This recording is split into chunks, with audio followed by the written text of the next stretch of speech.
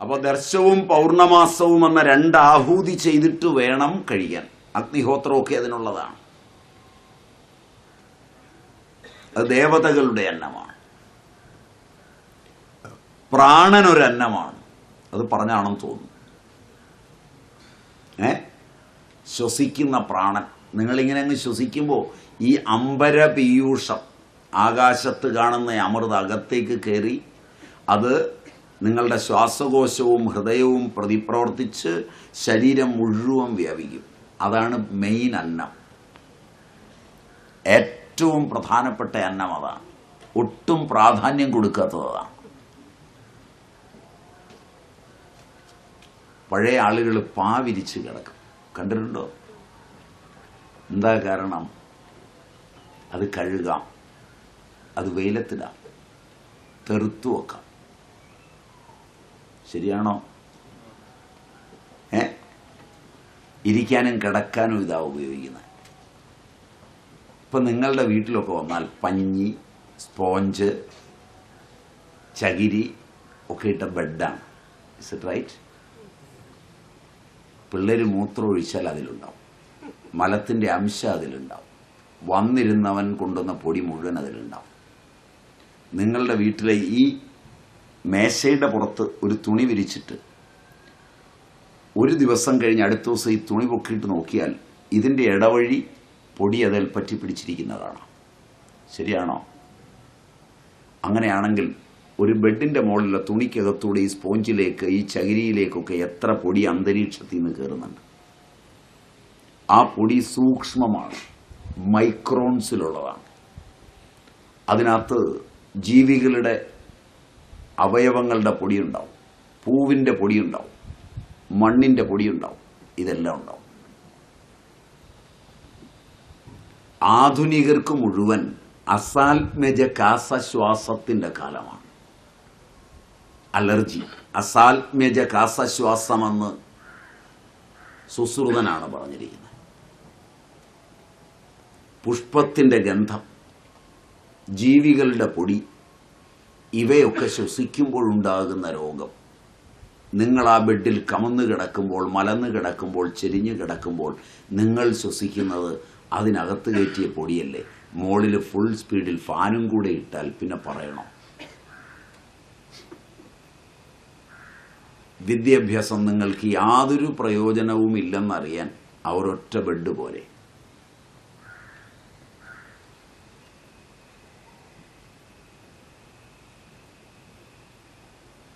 മറുപടി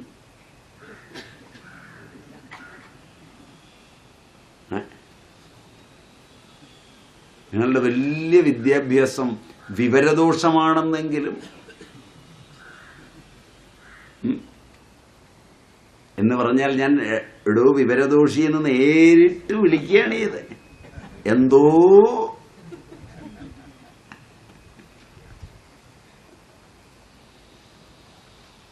എന്നിട്ട് മരുന്നിന് നടക്കുക. കൊച്ചു കുഞ്ഞുങ്ങളും മറ്റും വളരുന്നത് വല്ലതാണ്. അതിൻ്റെയൊക്കെ ലങ് തകർന്നാണ് വളരുന്നത്.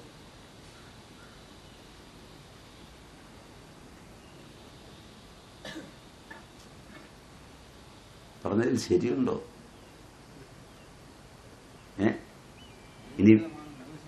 ഇനി പെണ്ണുങ്ങൾ അവിടെ പണിയെടുക്കാനും കൂടെ ഉണ്ടെങ്കിൽ ആ മുറിക്കാത്ത പൊടി മുഴുവൻ, വീട്ടിനകത്ത് മുഴുവൻ ഉപകരണങ്ങളാണ്. മുകളിൽ 2 അടി തട്ടുണ്ട്, അതേ മുഴുവൻ പാട്ടയും കലവും എല്ലാം പെറുക്കി വെച്ചിരിക്കുക. മനസ്സിലായില്ല? 5 കൊല്ലായി മേടിച്ച ഫാരക്സിൻ്റെയും ബോൺവീറ്റയുടെയും ഒക്കെ ടിന്നുണ്ട്. ശരിയല്ല? അതൊക്കെ ഞാൻ പണ്ട് കഴിച്ചതാണെന്ന് കാണിക്കാനൊരു അഭിമാനത്തിന് വെച്ചിരിക്കുകയാണ്. തുരുമ്പെടുത്താലും എടുത്ത് കളയുകയും. അവിടെയൊക്കെ പൊടിയാണ്.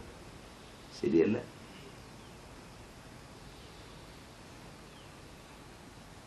ഷെൽഫുകളാണ് നിറച്ച്. തൂത്തുവാരി വരുമ്പോഴേക്ക് ഇത് വാരിക്കളയാൻ ബുദ്ധിമുട്ടായതുകൊണ്ട് അടിച്ച് കീഴോട്ട് കയറ്റും. ശരിയല്ല? ശരിയല്ല? തൽക്കാലം സ്പീഡിൽ തൂക്കണം, കാരണം സീരിയലിന്റെ സമയമാകുന്നു. തൂത്ത് കഴിഞ്ഞു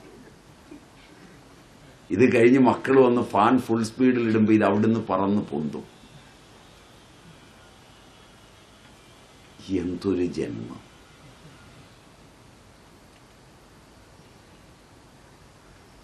പ്രാർത്ഥിക്കാൻ തോന്നില്ലേ, ഈ ജീവിതം എനിക്ക് എന്തിന് തന്നു ആണ്ടി വടിവേല? പുള്ളി അങ്ങനെ പാടിയതാണെന്നാ തോന്നുന്നു.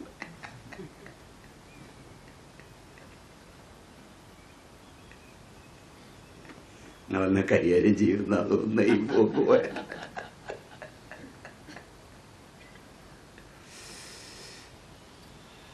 ഇത് പ്രാണന്റെ അന്നം അറിയാത്തതുകൊണ്ടാണ്, പ്രാണൻ അറിയാത്തതുകൊണ്ടാണ്. മനസ്സൊരന്നമാണ്, ഓരോ സങ്കല്പവും അന്നമാണ്.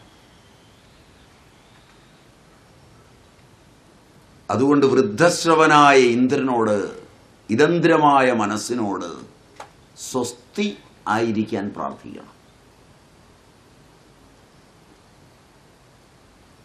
സ്വസ്തിന ഇന്ദ്രോ വൃദ്ധശ്രവാ. ബുദ്ധി ഒരന്നമാണ്. എൻ്റെ പോഷണത്തിൽ ഏറ്റവും പങ്കുവഹിക്കുന്നതാണ് എൻ്റെ ബുദ്ധി എന്നോർത്ത് അതിനെ പ്രചോദിപ്പിച്ച് നിർത്തണം.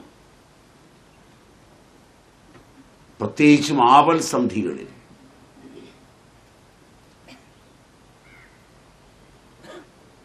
സപ്തവ്യാഹൃതികളോടുകൂടി ഗായത്രിയെ പുരസ്ചരണം ചെയ്യുന്നത് ഈ അന്നമായ ബുദ്ധിയെ സമ്യക്കാക്കുന്നതിനാണ്. എല്ലാ സന്ധ്യകളിലും, കുറഞ്ഞത് ത്രിസന്ധ്യയിലെങ്കിലും, 3 സന്ധ്യകളിലെങ്കിലും, പ്രാതസന്ധ്യയിലും മധ്യാഹ്ന സന്ധ്യയിലും സായാഹ്ന സന്ധ്യയിലും സായന്തന സന്ധ്യയിലും എങ്കിലും പുരസ്ചരണം ചെയ്യണം. ആ സവിതാവിനോട്, ആ വർഗതേജസ്സിനോട് ജപിക്കണം. വിധിയാം വണ്ണം ജപിക്കണം എന്ന് പറഞ്ഞാൽ ഋഷി, ഛന്ദസ്, ദേവത ഇവയൊക്കെ സ്മരിച്ച് ജപിക്കണം.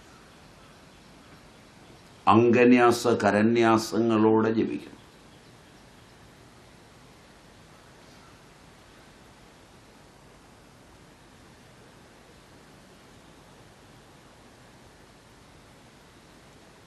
ബുദ്ധി പ്രചോദിപ്പിക്കപ്പെടും.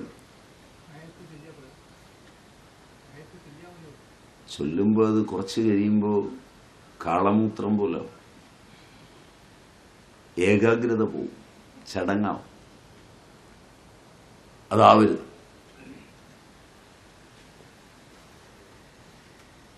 ശീലമാവുമ്പോൾ ആ ഒരു ബുദ്ധിമുട്ട് വരാതിരിക്കാൻ നോക്കണം. അതുകൊണ്ടാണ് വിധിയാം വണ്ണം പുരസ്ചരണം പറയുന്നത്. എൻ്റെ അനുഭൂതി ലഭിക്കുക. ബുദ്ധി എന്ന അന്നം ഏറ്റവും ശുദ്ധമാകുക. ഇപ്പം എത്ര അന്നമായി? ലോകമൊരന്നം, ദർശവും പൗർണമാസവും 2 അന്നങ്ങൾ, പ്രാണൻ, മനസ്സ്, ബുദ്ധി. എത്ര അന്നമായി? 6 അന്നമായി. 7ാമത്തെ അന്നമാണ് നമ്മൾ കഴിക്കുന്നത്. ഇന്ദ്രിയങ്ങളിലൂടെയും വായിലൂടെയും. ശബ്ദസ്പർശരൂപ രസഗന്ധാദികളായത് ലോകം പറഞ്ഞു കഴിഞ്ഞു. അതുകൊണ്ടത് അവിടെ തീർന്നു. ഇനി കഴിക്കുന്നത്, കഴിക്കാവുന്ന നിത്യം ശീലിക്കേണ്ട എണ്ണ. അഷ്ടാംഗഹൃദയം മാത്രാശിതീയത്തിൽ വാഗ്ഭടൻ ഭംഗിയായി പറയുന്നുണ്ട്. എന്തൊക്കെ ശീലിക്കാം, എന്തൊക്കെ നിത്യവും കഴിക്കാം. ചെന്നല്ലരി,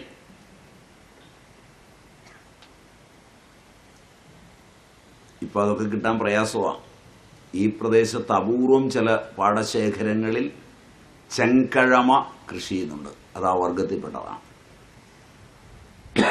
കേട്ടിട്ടുണ്ടാവുമോ എന്നറിയില്ല.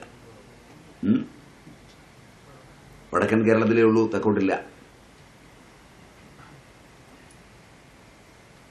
എല്ലാ അരിയും ആരോഗ്യത്തിന് നല്ലതല്ല. പുതിയ നെല്ലരി കഴിയുമെങ്കിൽ കഴിക്കരുത്.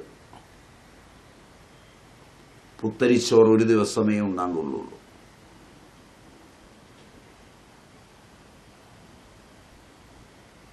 അത് വിശേഷമായൊരാഘോഷമാണ്. അഗ്രയനം എന്ന് പറയും, കേട്ടിട്ടുണ്ടോയെന്നറിയില്ല. പുത്തരി ആ കാരണം പ്രമേഹമൊക്കെ ഉണ്ടെങ്കിൽ പുന്നെല്ലിൻ്റെ അരി പെട്ടെന്ന് അതിനെ വർദ്ധിപ്പിക്കും.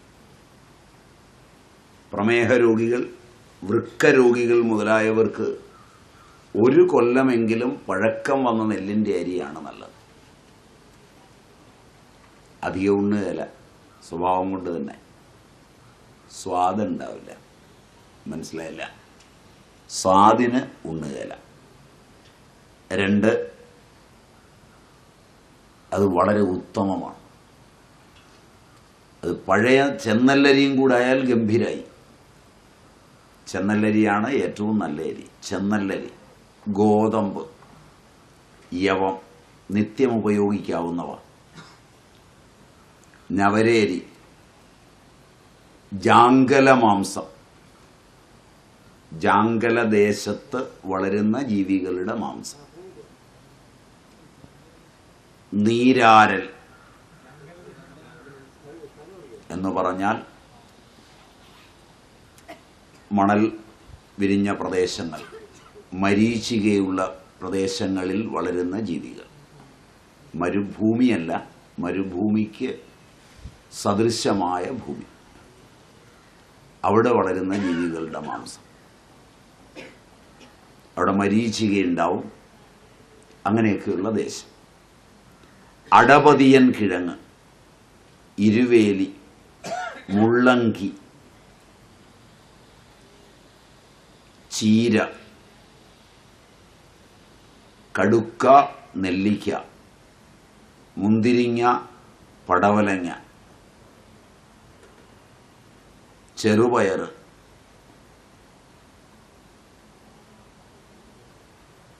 പഞ്ചസാര, നെയ്യ്, മഴവെള്ളം, പാല്, തേന്, മാതളപ്പഴം, ഉറുമാമ്പഴമാണ്, മറ്റേ ഗണപതി നാരങ്ങയല്ല, ഇന്ദുപ്പ്, ഇത്രയും നിത്യം ശീലിക്കാവുന്നതാണ്. രസായനമെന്ന നിലയിൽ കണ്ണിന് ഗുണം വരണമെന്നും ആയുസ് നീളണമെന്നും ആഗ്രഹിക്കുന്നവർ ത്രിഫല, തേനും നെയ്യും അസമയോഗത്തിൽ നിത്യവും കഴിക്കാം. നിത്യവും, ഒരു ദിവസം മുടങ്ങണ്ട. ഇതിന് ഋതുഭേദമൊന്നുമില്ല. നിത്യവും എന്ന് പറഞ്ഞാൽ പിന്നെ ഋതുവൊന്നുമില്ല. രണ്ടും തുല്യമായി എടുക്കരുത്. 1 ടീസ്പൂൺ നെയ്യെടുത്താൽ 2 സ്പൂൺ തേനെടുത്തോളുക, 2 സ്പൂൺ നെയ്യെടുത്താൽ 1 സ്പൂൺ തേനെടുത്തോളുക. അങ്ങനെ വ്യത്യാസപ്പെടുത്തി കഴിക്കാം. കണ്ണിന് കാഴ്ചയും ആയുർദൈർഘ്യവും കോശങ്ങൾക്ക് യൗവനവും നിലനിൽക്കും. കാരണം അത് രസായനമാണ്. കടുക്കത്തോട്, താന്നിക്കത്തോട്, നെല്ലിക്കത്തോട് അത് പൊടിച്ചത്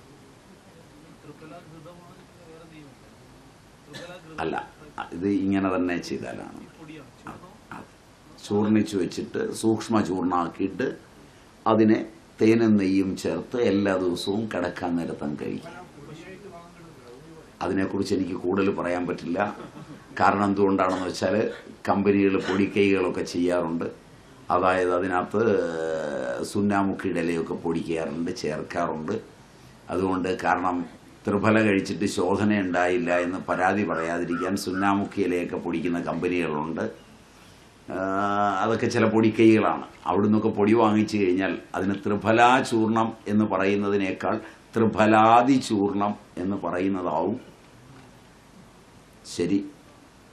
അതുകൊണ്ട് ഇത്തരം ചെറിയ കാര്യങ്ങളിലെങ്കിലും കുറച്ച് കടുക്ക വാങ്ങിച്ചതിൻ്റെ തോട് തല്ലി പൊട്ടിച്ചെടുത്ത് താന്നിക്കാത്തോടും നെല്ലിക്കാത്തോടും കൊണ്ടുവന്ന് ഒന്ന് പൊടിച്ചെടുക്കുക. അതിപ്പോൾ ഇത്ര വലിയ ബുദ്ധിമുട്ടുള്ള കാര്യമല്ല, ആണോ? ഒരു 10 കിലോ ഒന്നിച്ച് പൊടിച്ചോ, അയൽവക്കംകാർക്കും കൊടുത്തര്. രണ്ടുപേരും റിട്ടയറായിരിക്കുന്നു, കാശിന് പഞ്ഞുമില്ല അല്ലേ? ഒരുമാതിരി റിട്ടയർമെന്റ് അലവൻസ് ഒരുമാതിരി നല്ല തുക കിട്ടുന്നുണ്ട്, പഴയ കാലം പോലല്ല. ആ നിലയ്ക്ക് ഒരു 10 കിലോ മേടിച്ച് പൊടിച്ച് കുഴപ്പമില്ലെന്ന് എനിക്കറിയാവുന്നതുകൊണ്ടാണ് ഞാൻ പറഞ്ഞത്. ഏതാ അത്? ചില പ്രത്യേക അവസ്ഥയിൽ അമ്മമാര് വിഷം കൊടുത്ത് വിഷത്തിനെതിരെ ശക്തി പകരാനാണ്. കേരളത്തിൽ അങ്ങനെ അമ്മമാർ ചെയ്തിട്ടുണ്ട്, ചെയ്യുന്നുണ്ട്. അതായത് പഴം പാലിൽ ചേർത്ത് കൊടുത്ത് കുട്ടിക്കാലത്തെ വിരുദ്ധം ശമിപ്പിച്ചെടുക്കുന്നുണ്ട്. അങ്ങനെ എടുക്കുന്നിടത്താണ് അതൊക്കെ അങ്ങനെ കൊടുക്കുന്നത്. അപ്പോൾ ജാതകർമ്മത്തിൽ അങ്ങനെ കൊടുത്താൽ വിരുദ്ധാഹാരങ്ങൾ വരുമ്പോൾ പെട്ടെന്ന് അവ ദോഷകോപങ്ങളെ എത്തിക്കാതിരിക്കാൻ സഹായിക്കും. അതുകൊണ്ട് ചെയ്യുന്ന പൊടിക്കൈകളാണ്.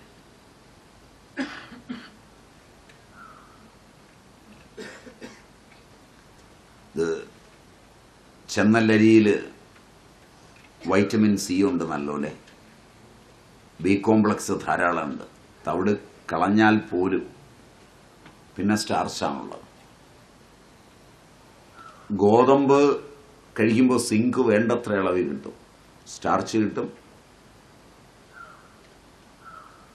അതിൽ കൂടുതൽ സിങ്കാണ്. അരിയേക്കാൾ കൂടുതൽ സ്റ്റാർച്ച് ഉണ്ട് ഗോതമ്പിൽ. അതുകൊണ്ട് ഷുഗറിന് അരിയേക്കാൾ മെച്ചമൊന്നും അല്ല ഗോതമ്പ്. പക്ഷെ പണ്ട് കാലത്ത് മെച്ചമാണ്. കാരണം ഗോതമ്പ് ഇഷ്ടപ്പെടാതെ കഴിക്കുന്നതുകൊണ്ട് അളവ് കുറയും. ഇന്ന് അരിപ്പലഹാരത്തേക്കാൾ കൂടുതൽ കഴിക്കുന്നത് കൊണ്ട് ഒരു മെച്ചവും. കാരണം പഴയകാലത്ത് ഒരു ചപ്പാത്തി തിന്നുമ്പോൾ വയറ് നിറയും. ഇന്നൊരു 10 എണ്ണം അടിക്കും, എന്നിട്ട് ഒന്നും കഴിച്ചില്ലെന്നും പറയും. ഞവര അരിയിൽ വൈറ്റമിൻ സി ഉണ്ട്, ബി കോംപ്ലക്സ് ഉണ്ട്, സ്റ്റാർച്ച് ഉണ്ട്. അതുപോലെ തന്നെ ചീരയിൽ അയണുണ്ട്, വൈറ്റമിൻ സി ഉണ്ട്, ബി കോംപ്ലക്സ് ഉണ്ട് വേണ്ടത്ര.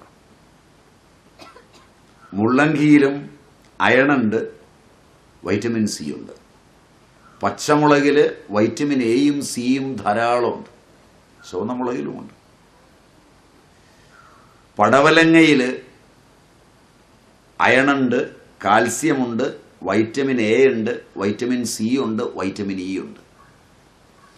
അതുകൊണ്ട് നിത്യാഹാരത്തിൽ പടവലങ്ങ ഏറ്റവും പെടുത്താവുന്നതാണ്, ഏറ്റവും നല്ലതാണ്. ഇതൊക്കെ ചരകൻ എഴുതിയതിൽ നിന്നും സുശ്രുതൻ എഴുതിയതിൽ നിന്നും വാഗ്ഭടൻ എഴുതിയതിൽ നിന്നും ഒക്കെ പറയുന്നത്. പക്ഷെ ആധുനികരുടെ കണ്ടെത്തൽ ഞാൻ കോട്ട് ചെയ്ത് തരുന്നത് ഇവരൊക്കെ ഒരുപാട് ഉപകരണം വെച്ചിട്ട് കണ്ടെത്തിയ കാര്യങ്ങളാണ്. അവയൊക്കെ ഉപയോഗിക്കാം, പക്ഷെ നിത്യ ഉപയോഗത്തിന് അവയൊന്നും വാഗ്ഭടൻ പറഞ്ഞിട്ടില്ല അഷ്ടാംഗ ഹൃദയത്തിൽ. നിത്യം ഉപയോഗിക്കാവുന്നതാണ് ഞാനിപ്പോൾ പറയുന്നത്. ചെറുപയർ നിത്യം ഉപയോഗിക്കാം. കാരണം ചെറുപയറിൻ്റെ പ്രോട്ടീൻ സിമ്പിൾ പ്രോട്ടീനാണ്. ഏത് വാദവികാരത്തിലും കഴിക്കും, ആമവാദത്തിൽ ഉൾപ്പെടെ.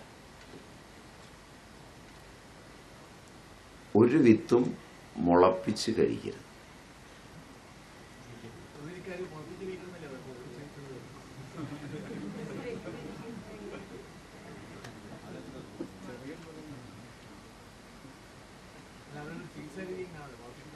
മുളപ്പിച്ച വിത്തുകൾ, ഉണങ്ങിയ പച്ചക്കറികൾ ഒക്കെ കഴിക്കരുത്.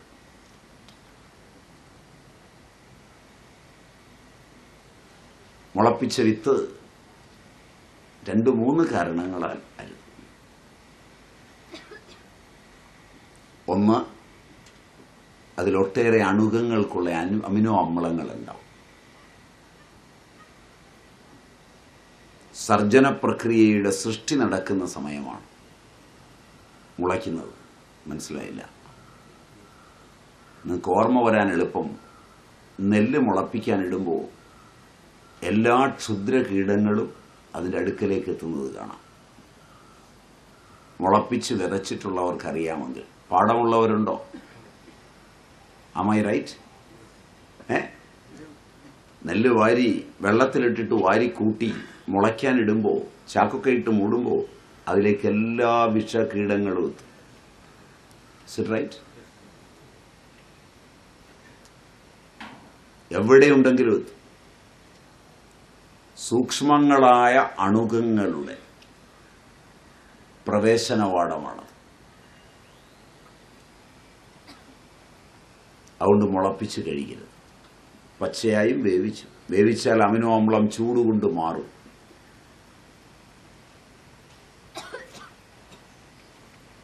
അതാണ് അതിൻ്റെ മുഖ്യ ദോഷം.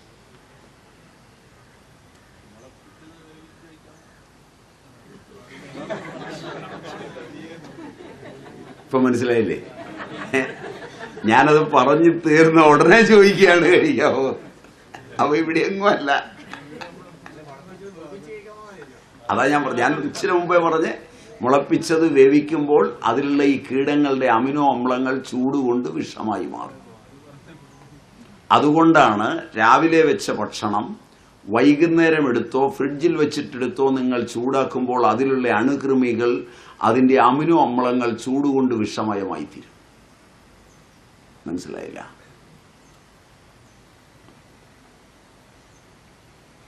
അതാണ് അതിൻ്റെ മുഖ്യ ദോഷം.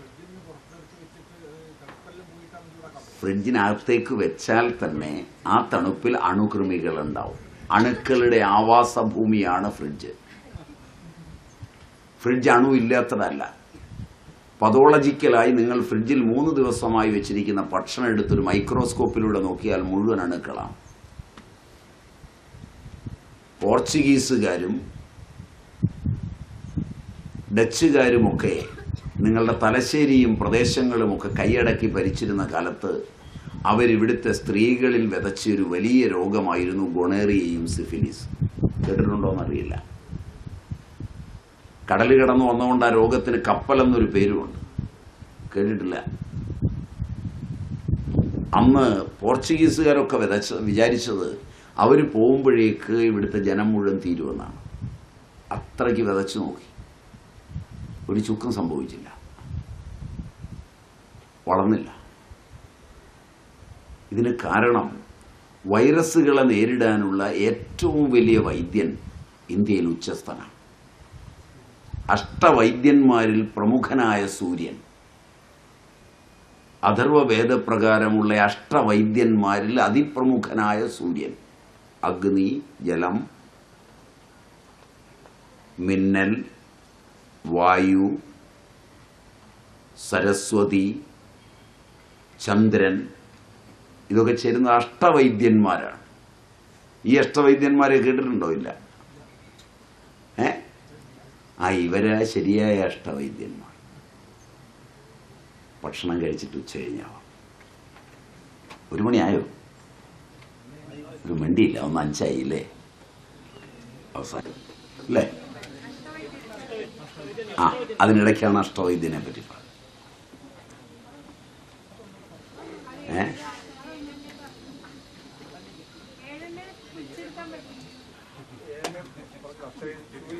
സൂര്യൻ, ചന്ദ്രൻ, മിന്നൽ, അഗ്നി, വായു, ജലം, സരസ്വതി,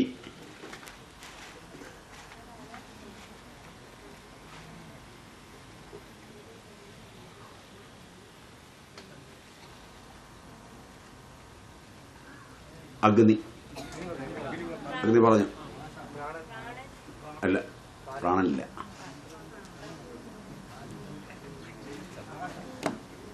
ഇല്ല, ചന്ദ്രൻ പറഞ്ഞു. ഇല്ല, പറയാം.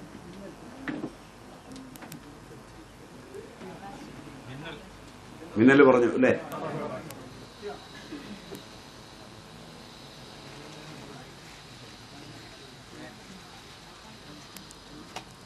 മാതരിശ്വാൻ,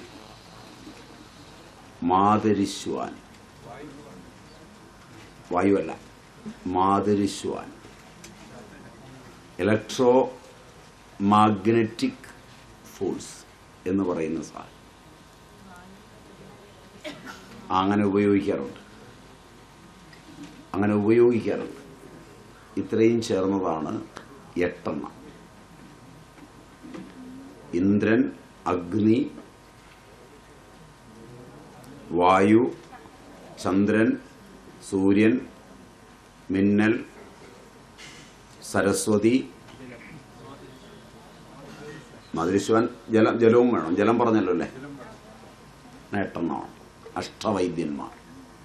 ഇത് വളരെ ഡീറ്റെയിൽഡായിട്ട് അഥർവത്തിലാണ് പറയുന്നത്. അതുകൊണ്ട് ഇതെല്ലാം അണുക്കളെ കൊല്ലുന്നവയുമാണ്. ഇതെല്ലാം അണുക്കളെ ഇല്ലാതാക്കുന്നതാണ്. അണുനാശകങ്ങളാണ്. അണുനാശകങ്ങളായ ഔഷധങ്ങൾ ഒട്ടു വളരെയുണ്ട്. അപാമാർഗ, അതായത് കടലാടി, അപാമാർഗ അതായത് കടലാടി, ഗുൽഗുലു, കൊട്ടം, ദശപുഷ്പങ്ങള്, പിന്നെ ശ്രോതോഞ്ജനം, സൗവീരാഞ്ജനം,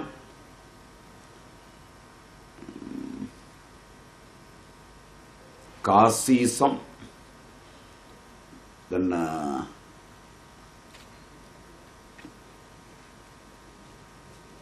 വെളുത്തീയം. ഈയം ഏറ്റവും കൂടിയതാണ്. അതുകൊണ്ട് അണുകങ്ങൾ ഉണ്ടാക്കുന്ന ക്യാൻസറിലൊക്കെ ഈയം കഴിഞ്ഞേ മരുന്നുള്ളൂ. പിന്നെ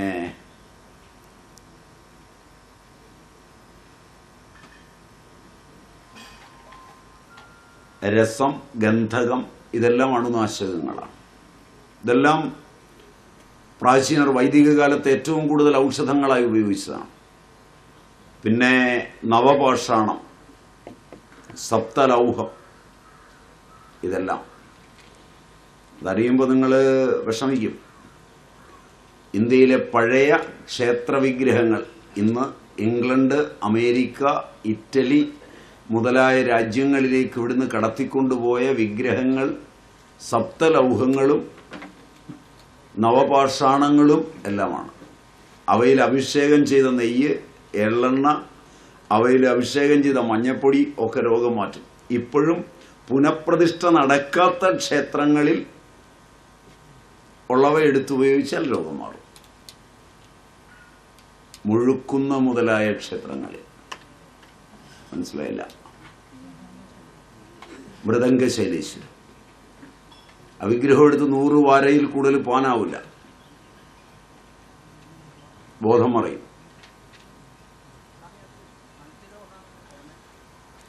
അതായത് പൊതിഞ്ഞിരിക്കുന്നതായിരിക്കും ചിലപ്പോൾ, അങ്ങനെ പറയുന്നതായിരിക്കും, അല്ലെ പുറത്ത് പൊതിഞ്ഞിട്ടുണ്ടാവും.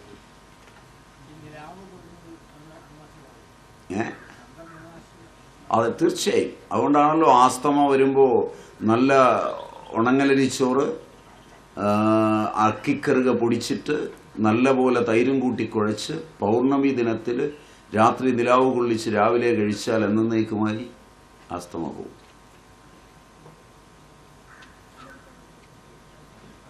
അക്കിക്കറുക പൊടിക്കുക, അക്കൽ കറ, അക്കിക്കറുക എന്നൊക്കെ പറയുന്നൊരു ചെടിയുണ്ട്, അക്കറാവ്. അത് നല്ലപോലെ പൊടിച്ചെടുക്കുക. ചോറിൽ, ഉണങ്ങലരിച്ചോറിൽ തൈരും കൂട്ടി കുഴച്ച് നിലാവത്ത് വെക്കുക, രാവിലെ കഴിക്കുക. ഫോസ്ഫറസ് ഉണ്ട്, അയണുണ്ട്. നെയ്യിൽ അയണുണ്ട്, ഫാറ്റുണ്ട്, വൈറ്റമിൻ ഇ ഉണ്ട്, കെ ഉണ്ട്, റെയർ എലമെന്റ്സ് മുഴുവനുണ്ട്. നെയ്യെന്ന് പറയുമ്പോൾ നിങ്ങൾ ഇപ്പോൾ എടുക്കുന്ന നെയ്ക്കതില്ല. ഒന്ന്, വൈറ്റമിൻ പ്രത്യേകം കൊടുത്ത് കാലിത്തീറ്റകൾ കൊടുത്തിട്ട് വളർത്തുന്നു. 2, ജനിതക കൈമാറ്റം ചെയ്ത പശുക്കളെ വളർത്തുന്നു. സർവോപരി പാല് ഉറയൊഴിക്കാതെ നിങ്ങൾ നെയ്യ് കാച്ചുന്നു. മനസ്സിലായില്ല? പാലിൽ നിന്ന് ക്രീം എടുത്തിട്ട് കാച്ചിയെടുക്കുകയാണ്. അതാണ് ഇത്രയധികം കൊളസ്ട്രോൾ വരാനൊക്കെ കാരണമാകുന്നത്. അതും ബാഡ് കൊളസ്ട്രോൾ കൂടാൻ കാരണമാകുന്നത്. കാരണം അതിൽ ലാക്ടോബാസില്ലി പ്രവർത്തിക്കുന്നില്ല. അതാണ് അതിൻ്റെ പ്രത്യേകത. വെളിച്ചെണ്ണ, വൈറ്റമിൻ ഇ വളരെ കൂടുതലുള്ളതാണ്. തേങ്ങ മൊത്തം. അതുകൊണ്ട് കുട്ടികളില്ലാതെ വന്നാൽ മന്നങ്ങ, അങ്ങനെയാണോ പറയുന്നത്? മന്നങ്ങ രാത്രി കിടക്കുന്നതിന് മുമ്പ് ഒരു മന്നങ്ങ തിന്നിട്ട് കിടന്നാൽ കുട്ടി ഉണ്ടാകുന്ന നിശ്ചയമാണ്. വേറെ ഒന്നും വേണ്ട, കൗണ്ട് ഇൻക്രീസ് ചെയ്യും. മന്നങ്ങ എന്ന് പറഞ്ഞാൽ കല്ലേ വെച്ചാൽ തെങ്ങ കയറുന്ന തേങ്ങ. അടുക്കളയിൽ കയറുന്ന പെണ്ണുങ്ങൾ കാണാൻ മനസ്സിലായി കാണും. തേങ്ങ കഴന്നു വരും, ചരണ്ടിയാൽ കഴന്നു വരും എന്ന് പറഞ്ഞാൽ വിളയാത്ത തേങ്ങ. മൂത്ത കരിക്ക്, മനസ്സിലായില്ല. ഇളനീര് കടന്നു, കുലുങ്ങൂല്ല, എന്നാൽ നിറച്ച് തേങ്ങയായിട്ടുണ്ട്, കൊത്തിയെടുക്കാം. മനസ്സിലായി? മന്നങ്ങ എന്ന് പറയും. അരി വറുത്ത് മന്നങ്ങയും കൂട്ടി രാത്രി തിന്നിട്ട് കിടന്നാൽ 10 പിള്ളേര് നിശ്ചയം. കേരളത്തിൽ പഴയ കാലത്ത് സംബന്ധത്തിന് പോകുന്ന നമ്പൂതിരിമാരും നായന്മാരുമൊക്കെ ഇതിൽ രസികന്മാരായിരുന്നതുകൊണ്ട്, അവർക്കിതൊരു നേരം പോക്കായിരുന്നതുകൊണ്ട്, അങ്ങനെയാണ് അവർ അതിനുപയോഗിക്കുന്ന പദം. എന്നാലൊരു നേരം പോക്കാകാമെന്നാണ് അവർ പ്രയോഗിച്ചിട്ടുള്ളത്.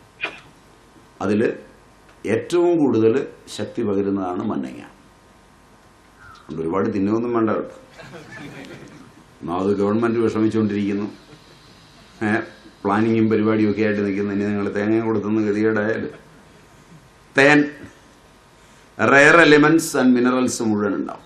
അയൺ ഉണ്ടാവും, ഫ്രാക്ടോസ് ഉണ്ടാവും നല്ല പോലെ. ഷുഗർ വളരെ കുറവാണ്. ഒറിജിനൽ തേൻ പ്രമേഹ രോഗികൾക്ക് നല്ലപോലെ ഉപയോഗിക്കാം. തേൻ 3-4 തരമുണ്ട്. ഏറ്റവും നല്ലത് ചെറുതേനാണ്. ചെറുതേൻ, കോൽത്തേൻ, പുൽത്തേൻ, വൻതേൻ. വൻതേനിൽ തന്നെ 2 വിഭാഗം, വനവൻതേൻ, നാട്ടുവൻതേൻ. നിങ്ങൾ വാങ്ങിക്കുന്ന തേൻ ഇതൊന്നുമല്ല. പാരസെറ്റമോള് പൊടിച്ചിട്ട് ശർക്കര കലക്കി എപ്പിസ് മെല്ലിഫറിയ എന്ന ഇറ്റാലിയൻ ബീസിനെ കൊണ്ട് കുടിപ്പിച്ച് അത് കൂട്ടിനകത്താക്കി വയ്ക്കുന്ന സാധനമാണ്.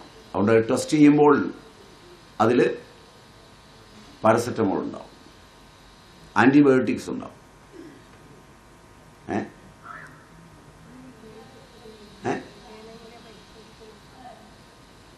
പരിശോധിക്കാൻ ലാബിൽ കൊടുത്താൽ നല്ലപോലെ പരിശോധിച്ച് ഉത്തരം തരും. ലാബിൽ കൊടുത്താൽ പരിശോധിച്ച് തരും. അല്ലെങ്കിൽ ഒരു തിരിതെടുത്തിട്ട് മുക്കി കത്തിച്ചാൽ അതിൻ്റെ മണത്തിൽ നിന്നറിയാം, കടലാസിൽ ഒഴിച്ചാൽ അറിയാം, വെള്ളത്തിലൊഴിച്ച് നോക്കിയാലും ചിലർക്കറിയാം.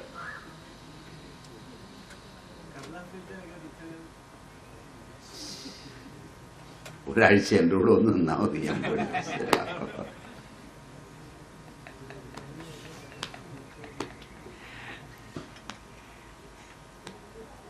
ഇതൊക്കെ കണ്ടു പഠിക്കില്ല, അതെനിക്ക് പറഞ്ഞു പഠിപ്പിക്കാൻ പറ്റില്ല എല്ലാം. അതുകൊണ്ടാണ് അങ്ങനെ പറഞ്ഞത്.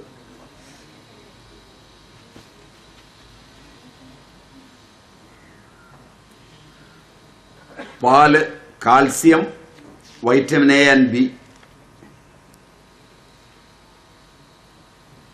മഴവെള്ളം, നൈട്രേറ്റ്, മിനറൽസ്, റെഡ്യൂസിങ് ഏജൻസ് മുഴുവൻ. മഴവെള്ളം എടുക്കുമ്പോൾ ഫാക്ടറി സമീപത്തുള്ളിടത്തുനിന്ന് എടുക്കരുത്. വെളിം പ്രദേശത്ത് തുണി കെട്ടിയേ എടുക്കാവൂ. കാരണം ഡിസ്റ്റിൽഡ് വാട്ടർ പോലെ ശുദ്ധമായി കിട്ടുന്നതാണ്. ഉരുളക്കിഴങ്ങ്, കാൽസ്യം, ഫോസ്ഫറസ്, അയൺ, കാർബോഹൈഡ്രേറ്റ്സ്. മരച്ചീനിയും സെയിം, മരച്ചീനിക്കും അതൊക്കെ തന്നെ. മരച്ചീനി പച്ചയ്ക്ക് തിളപ്പിച്ച് ഊറ്റിയേ കഴിക്കാവൂ, വാട്ടി ഉണങ്ങിയേ കഴിക്കാവൂ. നിത്യവും കഴിക്കുകയാണെങ്കിൽ പച്ചയ്ക്ക് വറുത്ത് കഴിക്കരുത്, പച്ചയ്ക്ക് തിളപ്പിച്ച് ഊറ്റാതെ കഴിക്കരുത്. കാരണം ട്രോപ്പിക്കൽ ക്ലൈമറ്റിൽ ഏറ്റവും മാരകമായ ഇന്ത്യൻ അല്ല, സാൽമ്യം എന്ന ഭക്ഷണമല്ല പൂർവികർക്ക്. 1 നൂറ്റാണ്ട് കപ്പയെ ഉപാസിച്ചതിന്റെ ഫലമാണ് കേരളം ഇന്ന് ഏറ്റവും കൂടുതൽ പാൻക്രിയാറ്റൈറ്റിസിലാണ്. കപ്പ മാത്രമാണ് കാരണം. കപ്പ ഇത്ര അപകടകാരിയായത് കപ്പ പച്ചയ്ക്ക് വറക്കാൻ തുടങ്ങിയതുകൊണ്ടാണ്. മുൻകാലങ്ങളിൽ കപ്പ പച്ചയ്ക്ക് വറക്കില്ല, വാട്ടി ഉണങ്ങിയിട്ട് മാത്രമേ വറക്കുള്ളൂ. സമീപകാലത്ത് പ്രഷർ കുക്കറിന്റെ ആഗമനം കൊണ്ട് കപ്പ പ്രഷർ കുക്കറിൽ പുഴുങ്ങി നല്ല പോലെ കുഴയ്ക്കുക, എന്നിട്ട് അടിച്ചു കയറ്റുക. അത് പാൻക്രിയാസിനെ ബാധിക്കും. പാൻക്രിയാസിന്റെ ടൈലിലൊരു മുഴയുണ്ടാവും. പാൻക്രിയാറ്റൈറ്റിസ് എന്ന് പേര് പറയും. അത് ക്യാൻസറായി മാറും. 6 മാസത്തിൽ കൂടുതൽ ഒരു കാരണവശാലും ജീവിക്കില്ല. കാരണം അഗ്നിയാശയമായതുകൊണ്ട് അഗ്നിഗതികേടിലാവും. വളരെ ശ്രദ്ധിച്ചാൽ ഐറിസ് വെഴ്സിക്കോളർ എന്ന ഹോമിയോ മരുന്നതിന്റെ തുടക്കത്തിൽ കഴിച്ചാൽ പരിച്ഛേദം പോവും. പക്ഷെ പിന്നെ കപ്പയൊരിക്കലും തിന്നരുത്. ആയുർവേദത്തിൽ ത്രിഫലാചൂർണം കഴിച്ചാൽ പൂർണ്ണമായി മാറി കിട്ടും. ഒറ്റയാഴ്ച കൊണ്ട് മാറും. പക്ഷേ പിന്നീട് ഒരിക്കലും കപ്പ തിന്നരുത്. കപ്പ തിന്നരുത് എന്ന് പറയുമ്പോൾ നിങ്ങൾ ഉപയോഗിക്കുന്ന ചവ്വരി ഇപ്പോൾ കപ്പയുടെ പൊടിയാണ്. നിങ്ങൾ ഉപയോഗിക്കുന്ന ഗ്ലൂക്കോസ് കപ്പയിൽ നിന്നെടുത്തതാണ്. ഗ്ലൂക്കോസിന്റെ അമിതമായ ഉപയോഗം കപ്പയിൽ കട്ടുകളയാതെടുത്തതുകൊണ്ട് പല കമ്പനികളും, ഇന്ത്യൻ കമ്പനികൾ കപ്പയിൽ നിന്നാണ് ഇതെടുക്കുന്നത്. കപ്പയിൽ നിന്ന് തന്നെയാണ് ഇന്ത്യയിൽ മദ്യവും എടുക്കുന്നത്. കാരണം വോഡ്ക പ്രധാന സോഴ്സ് കപ്പയാണെന്ന് തോന്നുന്നു.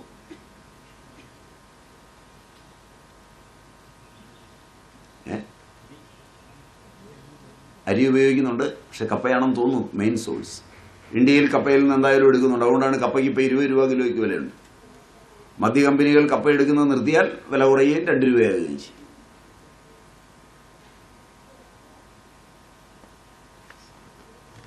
നിങ്ങൾക്ക് അറിയില്ലാത്ത കാര്യങ്ങളായതുകൊണ്ട് നിങ്ങൾക്ക് ഒരുപാട് സംശയങ്ങളുണ്ടാവും. മുരിങ്ങയില, അതും കർക്കിടക മാസത്തിൽ കഴിക്കരുത്. അതിൽ iron, calcium, vitamin A and C, and E. ചിലർ മുരിങ്ങയില കഴിച്ചാൽ വയറിളക്കം ഉണ്ടാവും, BP വല്ലാതെ താഴും. അതുകൊണ്ട് BP കുറയുന്ന ആളുകൾ മുരിങ്ങയില കഴിക്കരുത്.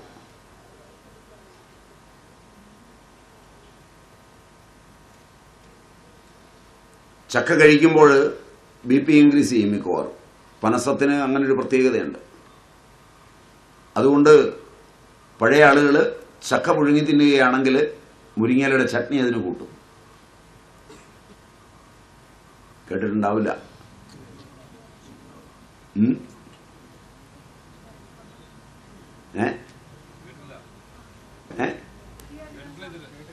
എല്ലാ വല്യമ്മ കേട്ടിട്ടുണ്ടാവും.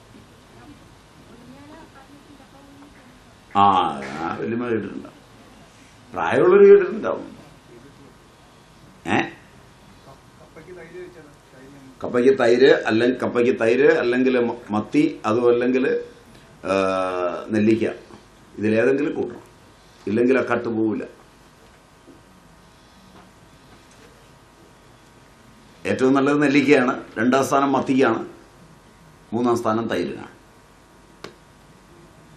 വെജിറ്റേറിയൻസ്, സാൽമ്യം വരാത്തവർ കപ്പയെ തിന്നുന്നതിന് വേണ്ടി മത്തി കഴിക്കരുത്. സാൽമ്യമല്ലാത്ത ഭക്ഷണമായതുകൊണ്ട് അപകടകരമാണ്. കാരണം ഞാനിത് പറഞ്ഞു, ഇനി ആശ്രമത്തിലും മത്തി മേടിക്കണം എന്ന് തുടങ്ങിയാൽ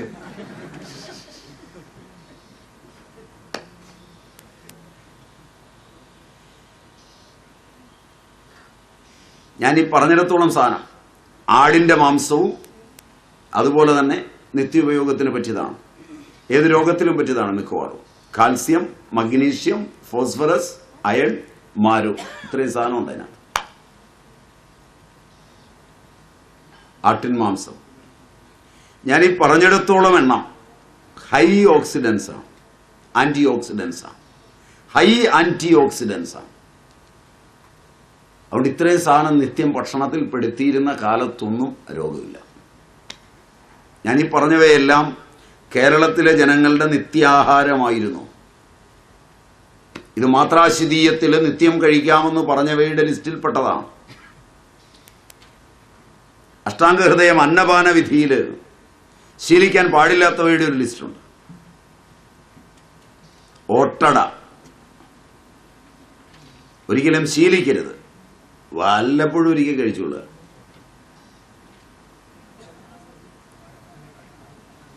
കലത്തിലോ ഓട്ടുപാത്രത്തിലോ ഒക്കെ ഇലയിൽ പരത്തി ഡയറക്റ്റ് ആയിട്ടിട്ട് ചുട്ടെടുക്കുന്ന അട, ഓട്ടട,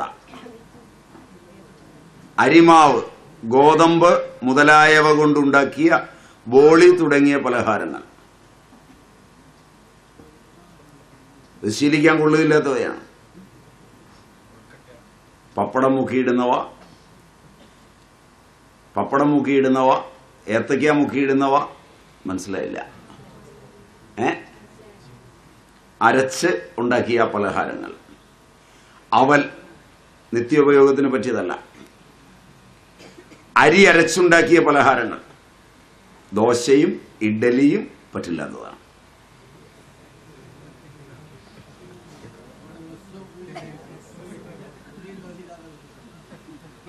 രോഗമില്ലാത്ത ദിവസമില്ല. രോഗങ്ങളുണ്ട്. ഈ സാൽമ്യം വന്നാൽ പോലും വിട്ടുമാറാത്ത രോഗങ്ങൾ പിന്തുടരുന്നതാണ്. നിത്യോപയോഗത്തിന് പറ്റൂല.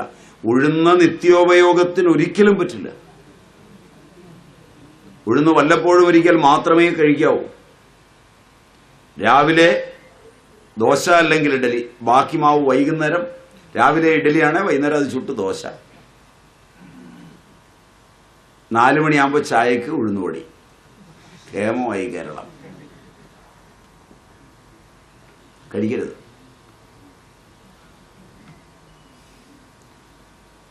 ഇത്രയും സാധനങ്ങൾ ഊണ് കഴിഞ്ഞ ഉടനെ ഒട്ടും കഴിക്കരുത്. ശീലിക്കരുത് എന്ന് പറഞ്ഞാൽ ഊണ് കഴിഞ്ഞ് ഉടനെ കഴിക്കരുത്, നിത്യവും കഴിക്കരുത്.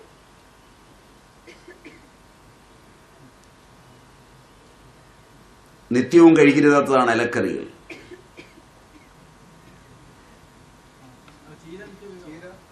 അത് പ്രത്യേകം മാറ്റി പറഞ്ഞു. അതുകൊണ്ട് ചീരയ്ക്കത് ബാധകമല്ല. മുരിങ്ങ കർക്കിടകത്തിൽ കഴിക്കരുത്. എരിവ്, പുളി, ചവർപ്പ്, ലവണം അധികമായതും രുചി മാത്രമുള്ളതും ശീലിക്കരുത്. ഇതുവരെ ശീലിച്ചിട്ടില്ലാത്തതൊന്നും കഴിക്കരുത്. സാൽമ്യം വരാത്ത ആഹാരം കഴിക്കരുത്. അച്ഛനമ്മമാർ പാരമ്പര്യ സംബന്ധിയായ ജീവിതക്രമങ്ങൾ താൻ ഇത് കഴിച്ചിട്ടില്ലാത്തത് പുതിയൊരു സ്ഥലത്ത് ചെല്ലുമ്പോൾ തരുമ്പോൾ അറപ്പോടുകൂടി അത് കഴിക്കരുത്. ഇന്ത്യൻ പാരമ്പര്യം മദ്യം കഴിച്ച് സാൽമ്യം വരാത്തതായതുകൊണ്ട് ആദ്യത്തെ കൂടി മൂക്ക് പൊത്തിയിട്ടാണ്. കാരണം ഇത് ട്രോപ്പിക്കൽ ക്ലൈമറ്റുമാണ്. ഇവിടെ മദ്യം പറ്റിയതല്ല. നേരെ മറിച്ച് മദ്യം കഴിക്കണം നിത്യവുമെന്ന് ആഗ്രഹിക്കുന്നെങ്കിൽ വേഗം പാസ്പോർട്ട് വാങ്ങിക്കുക. അമേരിക്ക, അല്ലെങ്കിൽ ഇംഗ്ലണ്ട്, അല്ലെങ്കിൽ ലഡാക്ക് അതുപോലുള്ള സ്ഥലങ്ങളിൽ പോവുക. അല്ലെങ്കിൽ ഹരിദ്വാറിലോ ഋഷികേശിലോ പോയിരിക്കുക. ഒരു കാവ്യം കൂടെ ചുറ്റിയാലും കുഴപ്പമില്ല. ഫിറ്റായിട്ട് അടിച്ചു കിടന്നുണ്ട്. ആരെങ്കിലുമൊക്കെ ദക്ഷിണയും കൊണ്ടിടും. സ്വാമി ആണെന്ന് വിചാരിച്ച് ഒരു വരുമാനമായി പിള്ളേർക്ക്.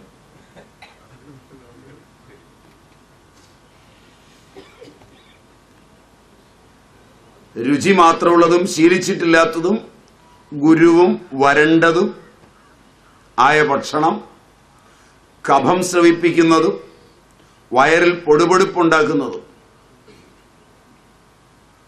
അധികം തണുത്തവയും രൂക്ഷഗുണമുള്ളവയും കഴിക്കരുത്. പാലിൽ കൂടുതൽ മോര് ചേർത്ത് ഉറച്ചു കഴിക്കരുത്.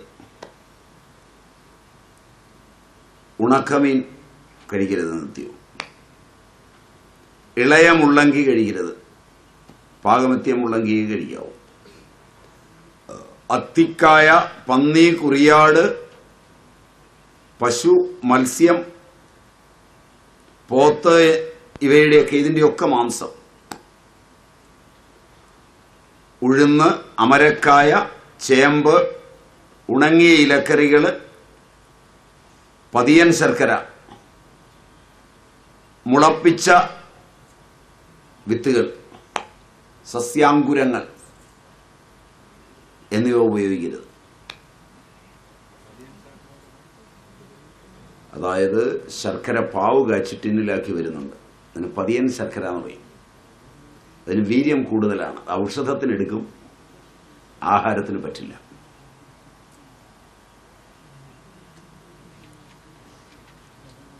ഇത് ശ്രദ്ധിച്ചില്ലെങ്കിൽ ഇവയെ എപ്പോഴെങ്കിലും നിത്യം കഴിച്ചാൽ രോഗങ്ങൾ ഉണ്ടാക്കാൻ പോകുന്ന വിധം സർവ്വദോഷങ്ങളെയും പ്രകോപിപ്പിക്കുവാൻ പോകുന്ന ആഹാരമാണ്. ഇതൊഴിവാക്കണം. അഷ്ടാംഗ ഹൃദയം, അന്നപാന വിധി 115 മുതൽ 118 വരെ ഭംഗിയായി വിവരിച്ചിട്ടുണ്ട്. അതുകൊണ്ടാണ് മുളപ്പിച്ച വിത്തൊന്നും കഴിക്കരുതെന്ന് നേരത്തെ പറഞ്ഞത്.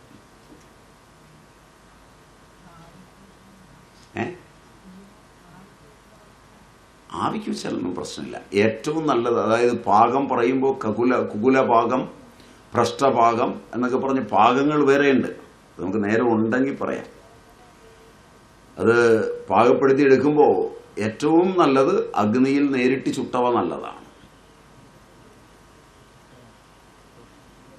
അവയെ പറ്റിയൊക്കെ നേരം കിട്ടിയാൽ പറഞ്ഞുതരാം.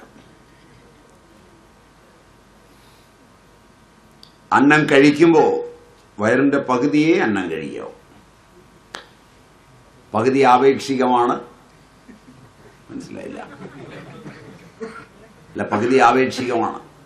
ഞങ്ങളുടെ ആശ്രമത്തിൽ ഇതൊക്കെ പഠിപ്പിക്കുന്ന ഒരു ആചാര്യനുണ്ടായിരുന്നു. അപ്പോൾ കൂടെയുള്ളയാള് ഉച്ചയായപ്പോൾ 32 ഇഡലി തിന്നു.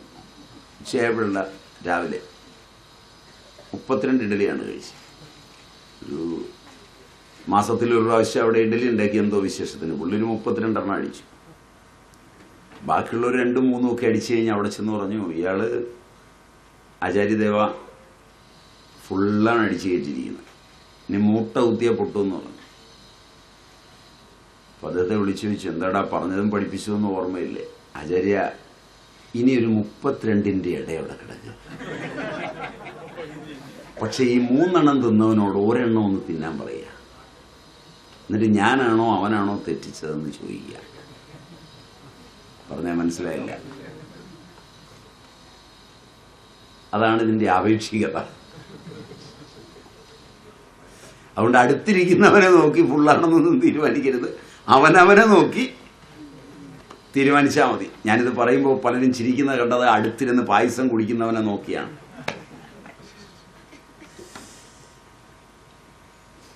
നേരെ പകുതി ആഹാരം, ബാക്കി പകുതിയുടെ പകുതി വെള്ളം, പകുതി വായു.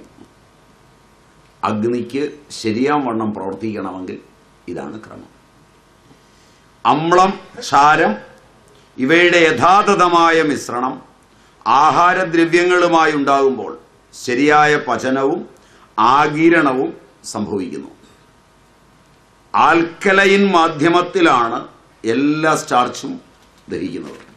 ഉദാഹരണം ഉമിനീർ. ഉമിനീര് വറ്റിപ്പോവുകയോ ഉമിനീര് ഉണ്ടാകാത്ത രോഗങ്ങൾ വരികയോ ഉമിനീർ ഗ്രന്ഥികളുള്ള ഭാഗം, സ്ഥൂലഭാഗം ഓപ്പറേറ്റ് ചെയ്ത് മാറ്റുകയോ ചെയ്താൽ ഉടനെ സ്റ്റാർച്ച് കഴിക്കരുത്. സ്റ്റാർച്ചിനെ കുറെ കാലത്തേക്ക് ഡിപ്പെൻഡ് ചെയ്യരുത്. ഉമിനീരിന്റെ സൂക്ഷ്മ ഗ്രന്ഥികൾ അവിടെ ഉണ്ടാവും. അതിനു മുമ്പ് പറഞ്ഞ മത്തിപ്പുളി അരച്ച് കവിളിൽ തേച്ചാൽ, ഉള്ളിൽ തേച്ചാൽ പതുക്കെ പതുക്കെ ആ ഗ്രന്ഥി വളർന്നു വരും, ഉമിനീരുണ്ടാവും. എന്നിട്ട് സ്റ്റാർച്ച് ഉപയോഗിക്കാം. ക്ലിയറായി? കുട്ടികൾ ഉമിനീരില്ലാതെ, ഉമിനീർ ഗ്രന്ഥികളില്ലാതെ കുട്ടികൾ ജനിക്കും. ഇവിടെ അടുത്ത് മട്ടന്നൂരിനടുത്ത് 10-15 കൊല്ലം മുമ്പ് ഒരാൾ പരിചയപ്പെട്ടതായി പറഞ്ഞു കേട്ടിട്ടുണ്ട്. അത് ഉമിനീർ ഗ്രന്ഥികളില്ലാതായിരുന്നു. ഇപ്പോൾ ഡോക്ടർമാർ വയസ്സിലാണ് അവിടെ ഇരുന്നത്. 11 വയസ്സാകുമ്പോൾ ഗ്രാഫ്റ്റ് ചെയ്യാമെന്നാണ് അവർ പറഞ്ഞത്. പക്ഷേ ഈ സാധനം അരച്ച് 2 പ്രാവശ്യം പുരട്ടിയുള്ള ഉമിനീര് ഒഴുകാൻ തുടങ്ങി. കാരണം അച്ഛനമ്മമാർക്ക് പുളിയുടെ ഉപയോഗം വരുമ്പോൾ ആ ജനിതകത്തിന്റെ അംശം അവിടെ കിടപ്പുണ്ടെങ്കിൽ പെട്ടെന്നവ സ്ഥൂലമായി വരും. ഒരു ശരീരത്തിലും ഒരു കോശത്തിലും എല്ലാത്തിൻ്റെയും അവ്യക്തമുണ്ട്. അതുകൊണ്ട് ഏതെങ്കിലും ഒരു അവയവം പൂർണ്ണ വളർച്ച പ്രാപിച്ചിട്ടില്ലെങ്കിൽ വൈദ്യനും ഔഷധവും സഹകാരികളും ഒന്നിച്ച് നടക്കുമെങ്കിൽ ആ അവയവത്തെ ത്വരിപ്പിച്ചെടുക്കാം. ഔഷധം കൊണ്ട് തന്നെ, ശങ്ക വേണ്ട. പ്രോട്ടീൻ ദഹിക്കുന്ന അമ്ലത്തിലാണ്. നിങ്ങൾക്കറിയാം, ഹൈഡ്രോക്ലോറിക് ആസിഡ് ആമാശയത്തിനകത്ത് സ്റ്റാർച്ച് പ്ലസ് പച്ചക്കറി പ്ലസ് സലാഡ് ഏറ്റവും അപകടകരമായ കോമ്പിനേഷനാണ്. ഇപ്പോഴത്തെ എല്ലാ ഡിഷിലും ഈ സാധനമുണ്ട്. നിങ്ങളുടെ രോഗങ്ങൾക്ക് മുഖ്യ കാരണമാണ് ഇതിന്റെ കെമിസ്ട്രി അറിയാത്തതുകൊണ്ടാണ്. സ്റ്റാർച്ച്, പച്ചക്കറി പ്ലസ് സലാഡ്. ഉദാഹരണമായിട്ട് പറഞ്ഞാണ് ആ സലാഡ് അങ്ങ് മാറ്റി വയ്ക്കണം, എന്നിട്ടേ കഴിക്കാവൂ.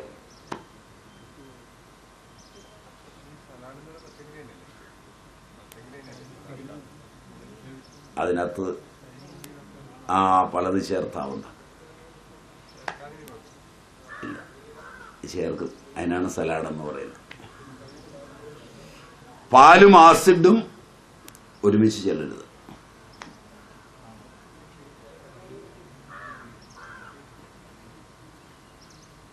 അങ്ങനെ കഴിക്കരുതെന്ന് പറഞ്ഞാൽ ഉടനെ ഒരു ചോദ്യമുണ്ട്, ഈ പാല് അകത്തി എന്നിട്ട് കൂടിയിട്ടാണ് ദഹിച്ചു വരുന്നത്, അപ്പൊ പിന്നെന്താണ്? അതും ഇതും തമ്മിൽ വ്യത്യാസമുണ്ട്. പുറത്തു വെച്ച് രൂപാന്തരപ്പെടുമ്പോൾ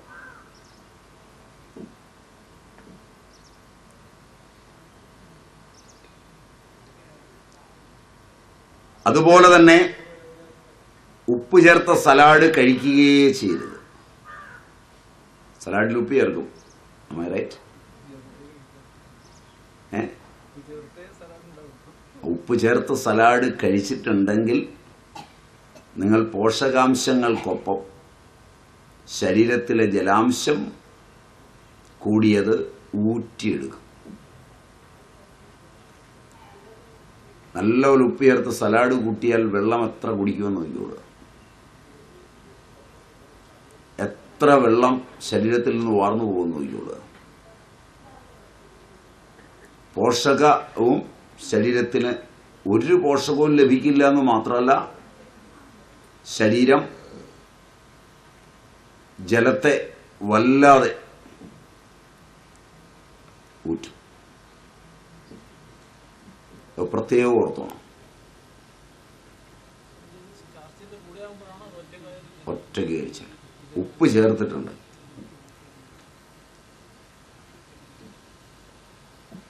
ഒരാളുടെ ശരീരത്തിലെ ജലാംശം, അയാൾ വെയിലത്താണ് പോകാൻ പോകുന്നതെങ്കിൽ അയാളുടെ ശരീരത്തെ ജലാംശം കുറയ്ക്കുകയും അയാളുടെ സോഡിയത്തിൻ്റെ അളവ് താക്കുകയും ചെയ്ത് അയാളെ യാതൊരു വിഷവും ഏൽപ്പിക്കാതെ കൊല്ലണം എന്നാഗ്രഹം ഉണ്ടെങ്കിൽ സലാഡ് ഉപ്പ് ചേർത്തം കൊടുത്തു വിട്ടാൽ ഒറ്റ വെയിൽ കൊണ്ട് കഴിയുമ്പോൾ ആൾ വീഴും, ആശുപത്രിയിൽ എത്തുമ്പോഴേക്ക് കാഞ്ഞിരിക്കും.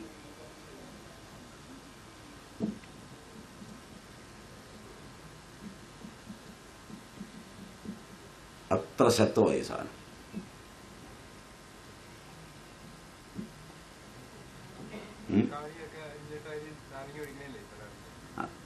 ചിലര് തൈര്, ചിലര് നാരങ്ങ. നിങ്ങൾ ചള്ളാസ് എന്ന് പറയുന്നുണ്ട് അല്ലേ?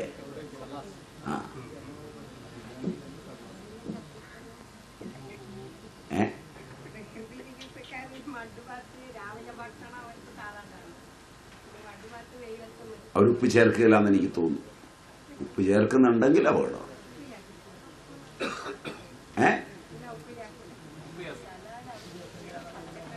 അവരുപ്പ് ചേർക്കുകയില്ലാന്ന് തോന്നുന്നു. അവർ വെറുതെ പച്ചക്കറി മുറിച്ചിട്ടേ ഉള്ളൂ.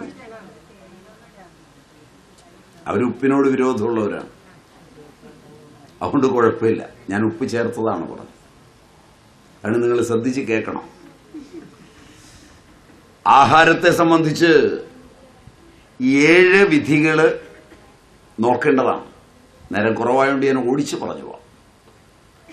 സ്വഭാവം, സംയോഗം, സംസ്കാരം, കാലം, മാത്ര, ദേശം, കാലം, ഉപയോഗ വ്യവസ്ഥ.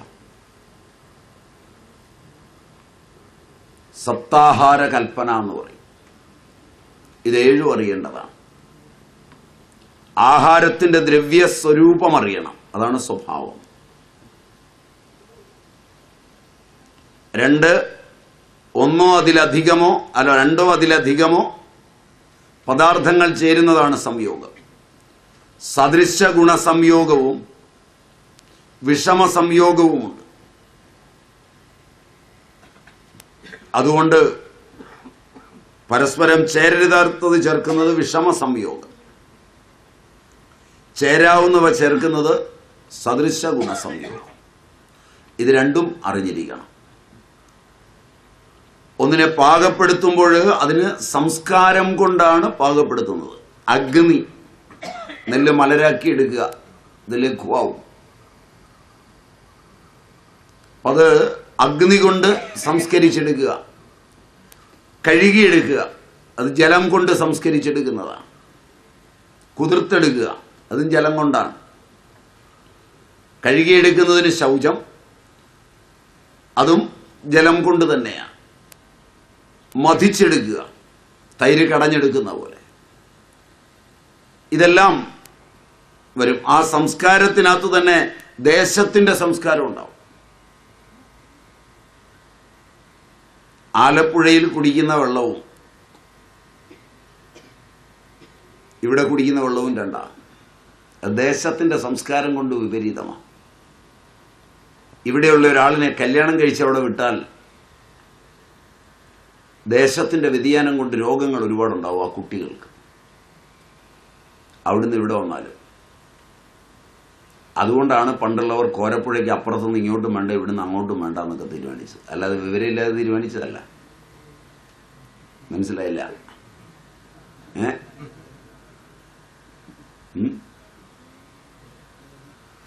മനസ്സിലായില്ല?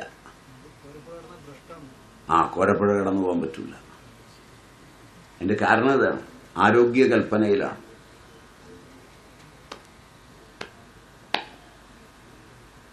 ഇപ്പൊ ലോകം ഒന്നായി, അതുകൊണ്ട് രോഗങ്ങൾ കൂടി. ശരിയാണോ എന്നൊക്കെ ആലോചിച്ചു. ഒരു 100 കിലോമീറ്റർ ചുറ്റളവിലുള്ള ഭക്ഷണമേ കഴിക്കാവൂ. ഇപ്പൊ WHO ഇപ്പൊ അത് ആലോചനയിലിരിക്കുകയാണ്. ഇനി WHO തീരുമാനിച്ചു വന്നാൽ ഇത് ശാസ്ത്രമാണെന്ന് കൊട്ടിഘോഷിച്ച് ആക്ടിവിസ്റ്റുകളൊക്കെ ഇറങ്ങും തെരുവിലേക്ക്. പഴയ പുസ്തകത്തിൽ എഴുതി വെച്ചാൽ ഇതൊക്കെ അന്ധവിശ്വാസമാണ്.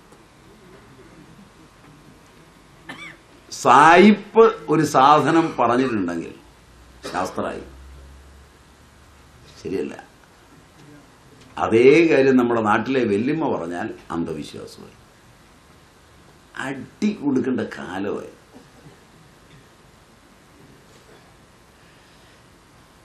മാത്രയും പ്രശ്നമാണ്. അത് 2 തരത്തിലാണ്.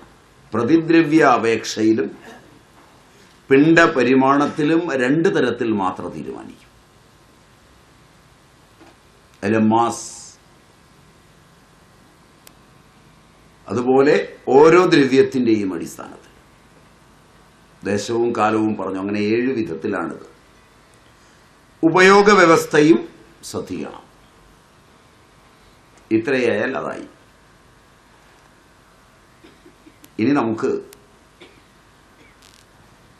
ഓരോ രോഗത്തിന് ഉപയോഗിക്കാവുന്ന ഒരു ആഹാരത്തിന്റെ കൽപ്പനയൊന്ന് സൂക്ഷിച്ചു നോക്കാം. നേരം കിട്ടുമെങ്കിൽ അത് തീർക്കാം. പ്രധാനപ്പെട്ട കുറെ രോഗങ്ങൾ. ഒരു 50 വർഷം മുമ്പ് കേരളത്തില് ആധുനിക വൈദ്യശാസ്ത്രത്തിന്റെ ആഗമന നാളുകളിൽ അതിലെ ഔഷധങ്ങൾ കഴിച്ചാൽ എന്തും കഴിക്കാം, പഥ്യം വേണ്ട എന്ന നല്ലൊരു തീരുമാനത്തിലാണ് ആളുകൾ ആയുർവേദത്തെ പൂർണ്ണമായി കൈവെടിഞ്ഞത്. Am I right? എന്തും കഴിക്കാം, എന്തും ചെയ്യാം, എവിടെയും പോകാം, എവിടെയും കിടക്കാം. വളരെ ലളിതമാണ് വൈദ്യശാസ്ത്രം എന്നൊരു തോന്നലിലാണ് കഴിച്ചു തുടങ്ങി.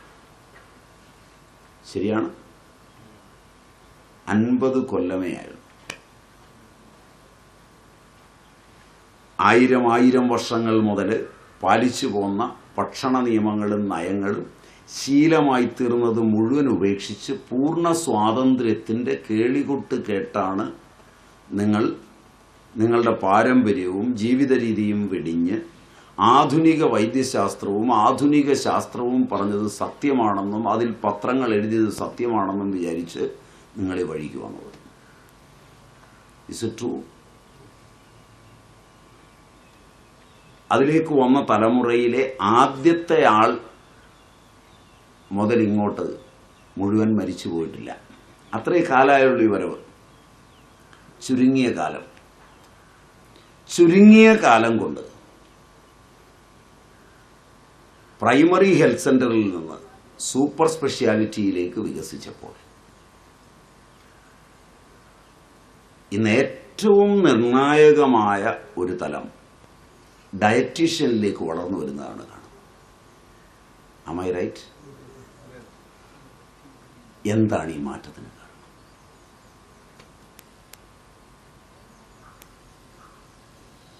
അമൃതയിലും ലേക്ക് ഷോറിലുമൊക്കെ ചെന്ന് രോഗനിർണയം കഴിഞ്ഞാൽ തരുന്നതൊരു ചാർട്ടാണ്. അതിൽ 7 കാര്യങ്ങളും ഉൾക്കൊള്ളുന്ന ചാർട്ടാണോന്ന് വായിച്ചു നോക്കുക.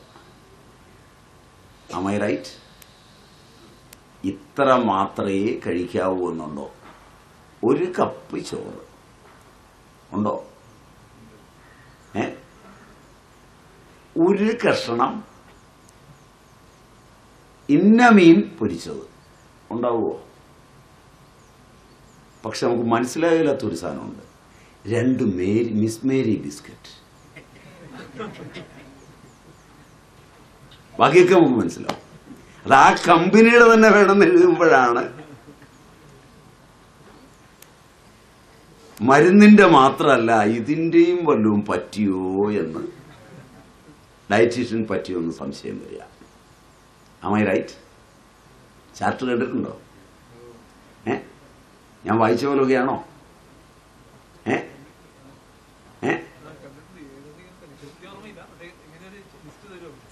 കണ്ടിട്ടുണ്ട്.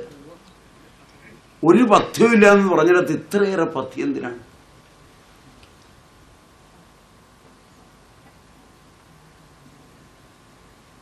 അപ്പൊ ഈ 60-70 കൊല്ലം കൊണ്ട് നിങ്ങളെ ആട്ടിത്തെളിച്ച് ഏത് കുറ്റിയിൽ കൊണ്ടെത്തിച്ചു?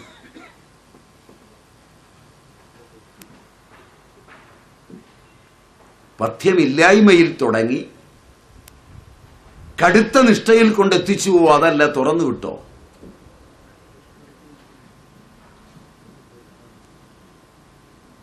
ആലോചിച്ചു നോക്ക്.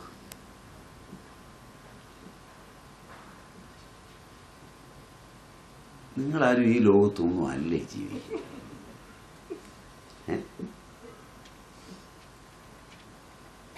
എണ്ണ തേക്കരുതെന്നാണ് പറഞ്ഞത്. ഇപ്പൊ പെട്രോളിയം കോമ്പൗണ്ടുകളുള്ള 100 കണക്കിന് എണ്ണകളും ഓയിൻമെന്റുകളും ഉണ്ട്. Am I right?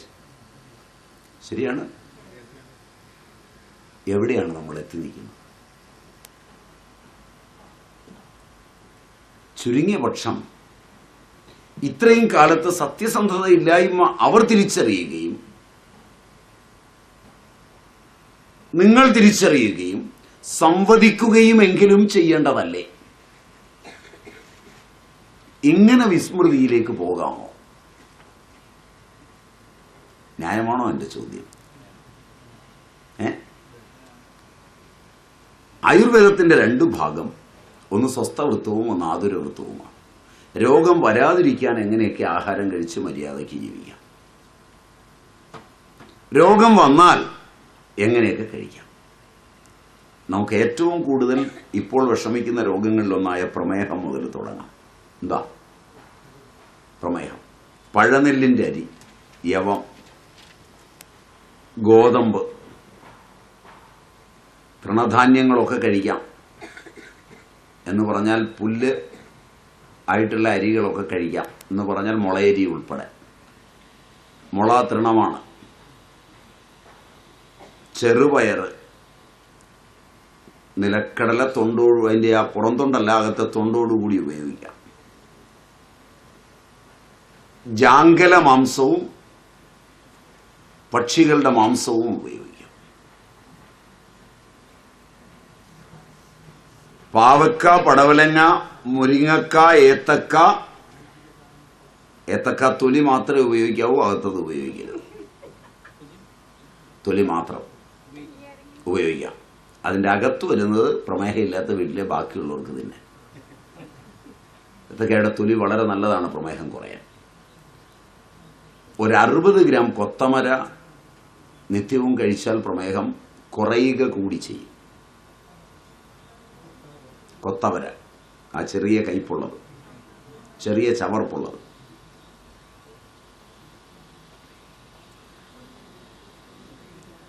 ഇത്രയും കഴിക്കാൻ ഉപയോഗിക്കുകയും ചിരട്ടവെന്ത വെള്ളം കുടിക്കുകയും ആ അരി പഴനെല്ലിൻ്റെ അരിയായിരിക്കുകയും ചെയ്യുമെങ്കിൽ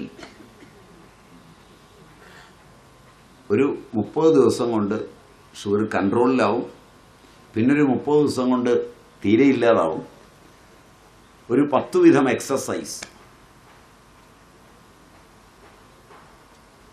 ഇങ്ങനെ 10 പ്രാവശ്യം മിനിമം. മനസ്സിലായി? ഇങ്ങനെ 10 പ്രാവശ്യം മിനിമം. 10 തുടങ്ങി കൂട്ടി പൊക്കോണം എല്ലാ ദിവസവും.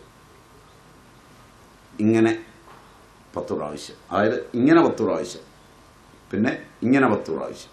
മനസ്സിലായി? കൈ മലത്തി നിവർത്തി, പിന്നെ ഇങ്ങനെ, പിന്നെ ഇങ്ങനെ. ക്ലിയറായി? അത് കഴിഞ്ഞാൽ ഒന്ന് കിടന്നിട്ടാണ് നല്ലത്. കിടന്നിട്ട് വലത്തേക്കാൽ clockwise anticlockwise, ഇടത്തേക്കാൽ clockwise anticlockwise. കിടന്ന് കാല് ചേർത്ത് പിടിക്കുക, കൈ മുട്ട കൂട്ടിങ്ങി പിടിക്കുക. മനസ്സിലായി? സ്പൈനൽ റോൾ ചെയ്യുക. മനസ്സിലായി? അത് കഴിഞ്ഞാൽ എഴുന്നേറ്റ് നിന്നിട്ടോ കിടന്നുകൊണ്ട് തന്നെയോ കൈ പാദത്തെ മുട്ടിക്കുക, മുട്ടയിലേക്ക് തല മുട്ടിക്കുന്നിടം വരെ പതുക്കെ ചെയ്തുകൊണ്ടിരിക്കുക. ആദ്യം കയറി മുട്ടിക്കരുത്, പ്രത്യേകിച്ച് പ്രമേഹ രോഗികൾ. വളരെ പയ്യെ തൊടാൻ നോക്കിയാൽ മതി. അങ്ങനെ പതുക്കെ ശ്രമിച്ച് ചെയ്യുകയാണെങ്കിൽ ഈ 10 എക്സസൈസ് ഒരു 10-ൽ തുടങ്ങി മെല്ലെ കൂട്ടി പോയാൽ ഒരു 30-40 എത്തുമ്പോഴേക്ക് മരുന്നില്ലാതെ ഷുഗർ നോർമലാവും. ആസന രൂപത്തിലൊന്നുമല്ല ഞാൻ പറഞ്ഞത്. ആസനങ്ങൾ നല്ലത് ഒരുപാടുണ്ട്. അവയൊന്നും, അതായത് പാങ്ക്രിയാസിനെ ത്വരിപ്പിക്കാവുന്ന യോഗാസനങ്ങൾ ഒത്തിരിയുണ്ട്. അതൊക്കെ ആകുമ്പോൾ ആഹാരം ശ്രദ്ധിക്കണം, യമം നിയമമൊക്കെ വേണം. ഇതാകുമ്പോൾ വെറും എക്സർസൈസ്. ക്ലിയറായി? ഒട്ടും അപകടമില്ലാത്ത. ഇതാകുമ്പോൾ നിങ്ങൾ ഒരു ആസന സ്ഥിതിയുടെയും പഠിക്കേണ്ട, ഒരു എക്സർസൈസായിട്ട് ചെയ്താൽ മതി. ചെയ്തു കഴിഞ്ഞാൽ ഷുഗർ 100%.